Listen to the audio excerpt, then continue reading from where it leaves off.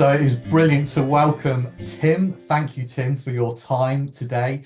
Tim is the co-developer of a really outstanding discipleship course that he's going to tell us a little bit about now. So it's really accessible, something that I think might be really appropriate for quite a few of those who are watching this video. So I'll let Tim introduce himself properly now and the course that he's developed.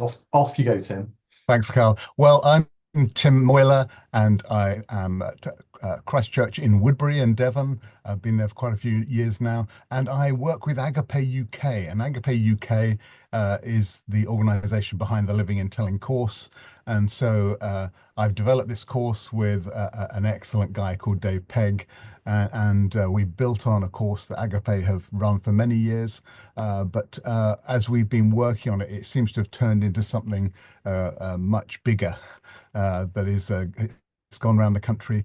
It's not just in Devon anymore. It's going around the country and going around the world in exciting new ways. But we know that many people haven't heard about it yet because we have been relying on it spreading by word of mouth. So really, it's so good to be doing this now because we know this is exactly how people will catch on to it. So thanks for the opportunity, Carl. Brilliant, brilliant. Well, tell us a little bit then about Living and Telling.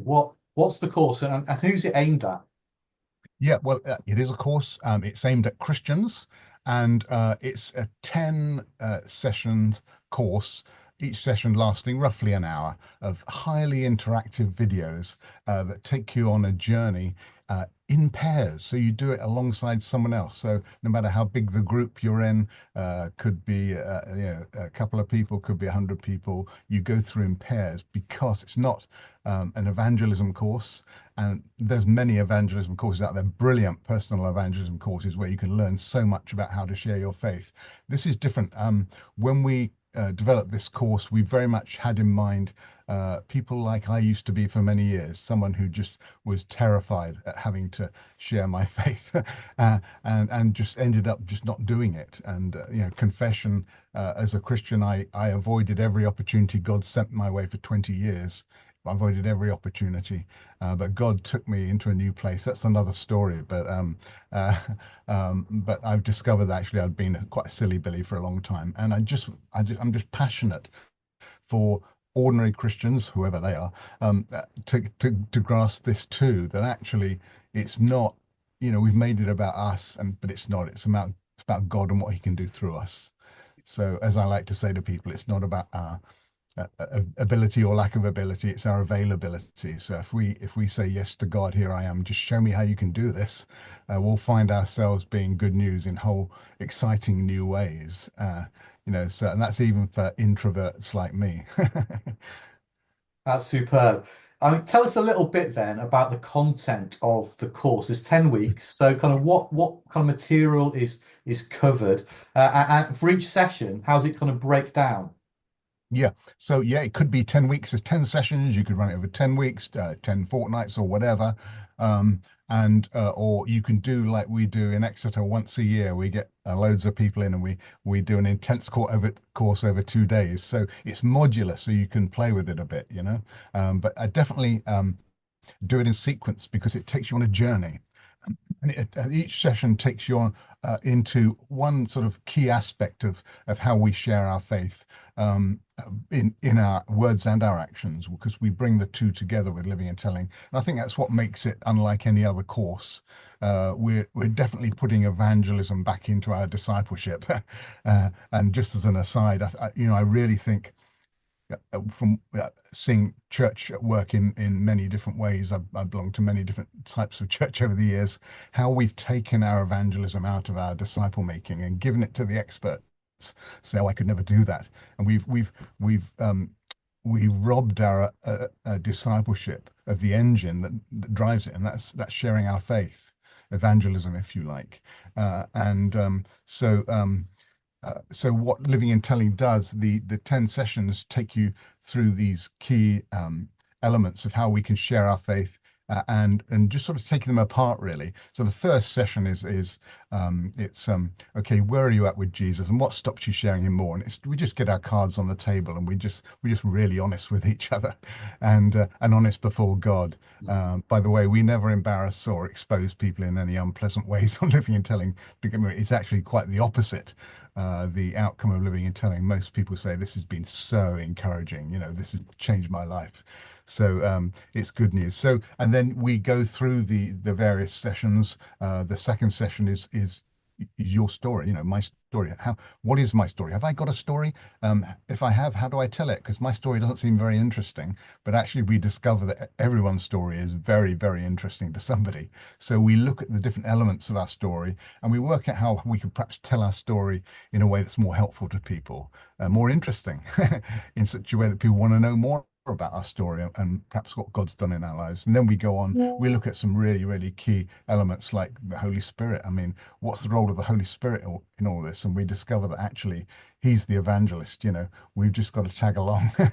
And it sort of changes everything. We dig into John 14, 15, 16, and, what Jesus taught about the Holy Spirit. And we discover a whole lot of new things that a lot of people just haven't twigged before.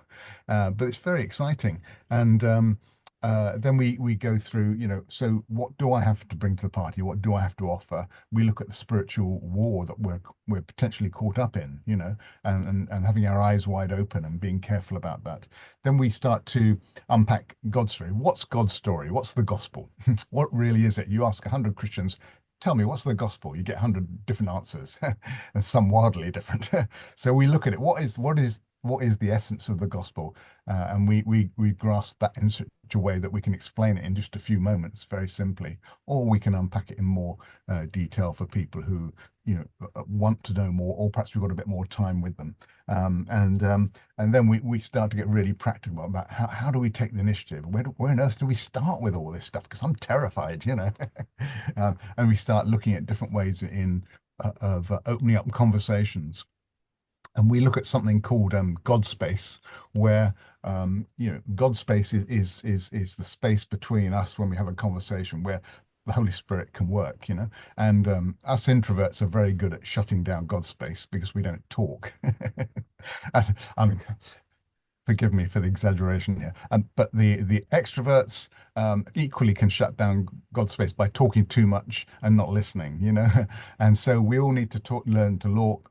We all need to learn to talk and listen in a more balanced way, And and uh, um, and we need to really think long and hard about how we can draw the other person's story out in such a way that we actually understand how we can bring something of our story and God's story to their story, And I think until we've done that, we haven't really got much of a right to say anything much. Mm. So we need to learn how to listen and listen well, ask great questions, be genuinely interested, show people that we genuinely care and we're interested in them, and then just begin a conversation that's going to be helpful, not just us dumping all our information on people, but actually building a connection that's really solid.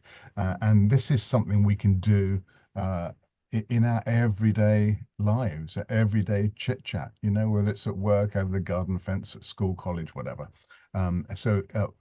We need to sort of bring all that stuff back into our everyday lives, so that it's not something we have to pull ourselves up by our bootstraps to do, but it's a natural overflow of who we are and the journey that we're on.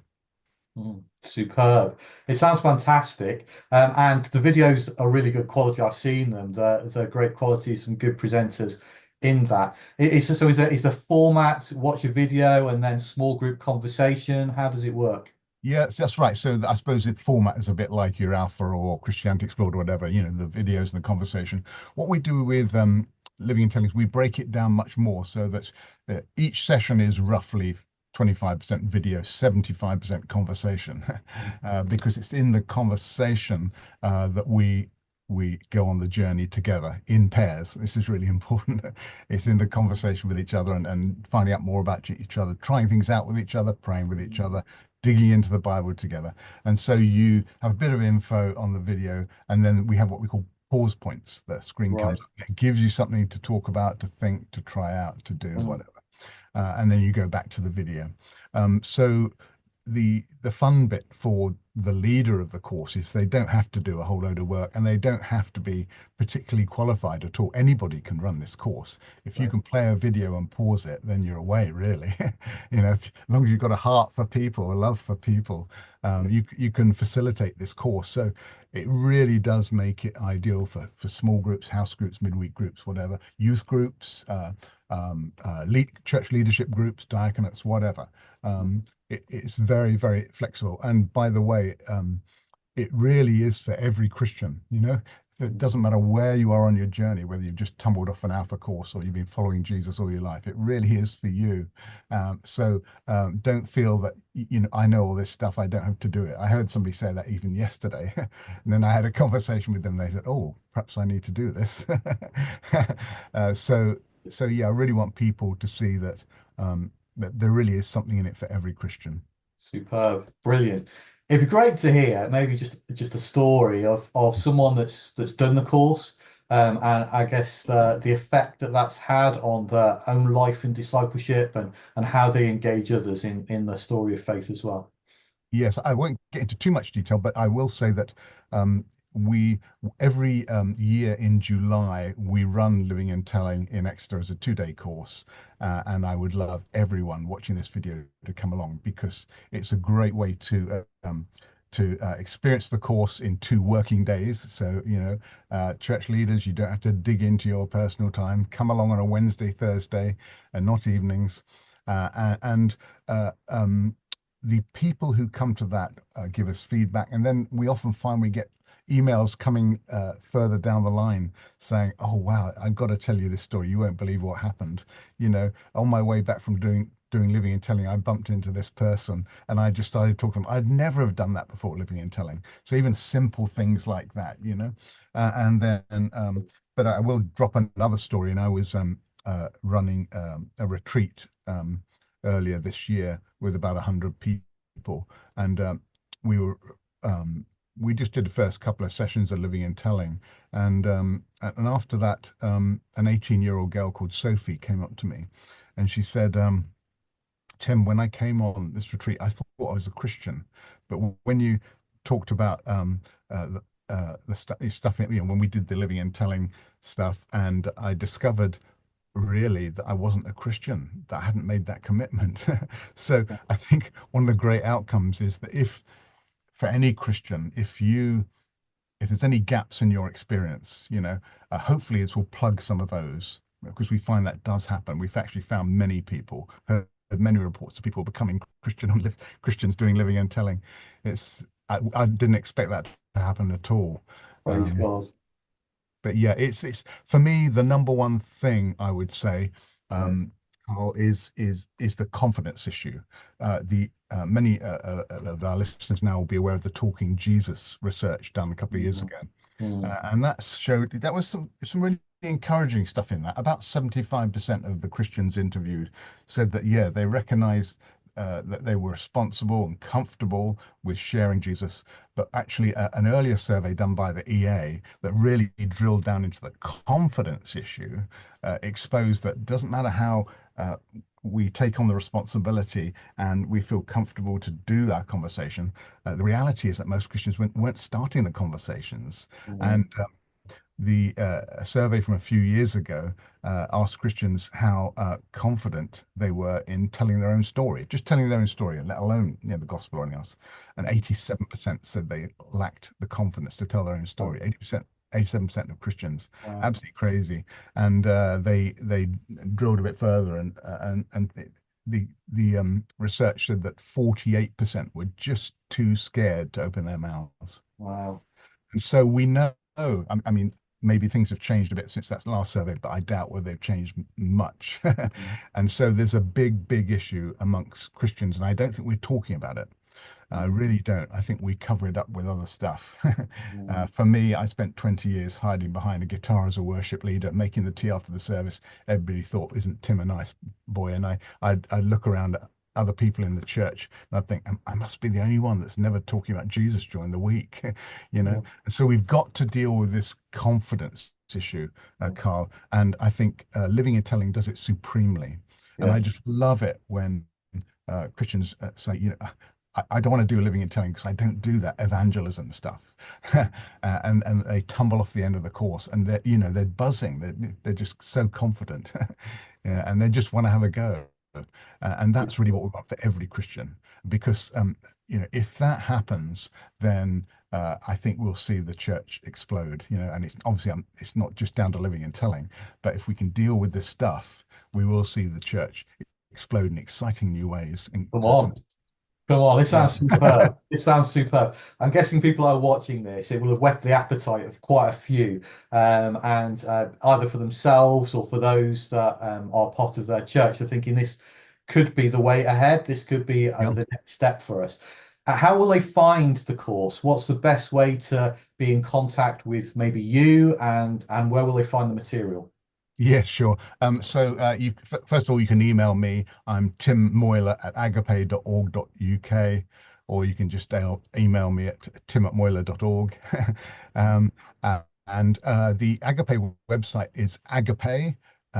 It's agapeuk .org. I'm going to give you the other one. Why not just email? Go onto the website livingandtelling.org.uk livingandtelling.org.uk, and that will take you into the Agape website, which I've got my brain in a scramble about. But we'll put it in print. Is that a good idea? Yeah, no, it's I'll no give you, I'll problem. give you the other contact details in print, and then people can just check it out themselves. And And I'll and when stick you do that, you'll be able to access all the resources there. Brilliant. And I'll stick those contact details at the end of this video as well. Tim, Perfect. thank you. Thank you for this conversation. Thank you for you and I know others producing this resource as well. And I know that it's been a blessing to many. I'm quite sure it will be a blessing to some that are watching this particular video. But yeah, more power to you, my friend. We'll be praying for you. And Thank you so much. maybe you'll see a few people that are watching this video in the Exeter course next year. Yeah, absolutely. I'd absolutely love that. Bless you, my friend. Thanks for the time, Carl. Bye. God bless.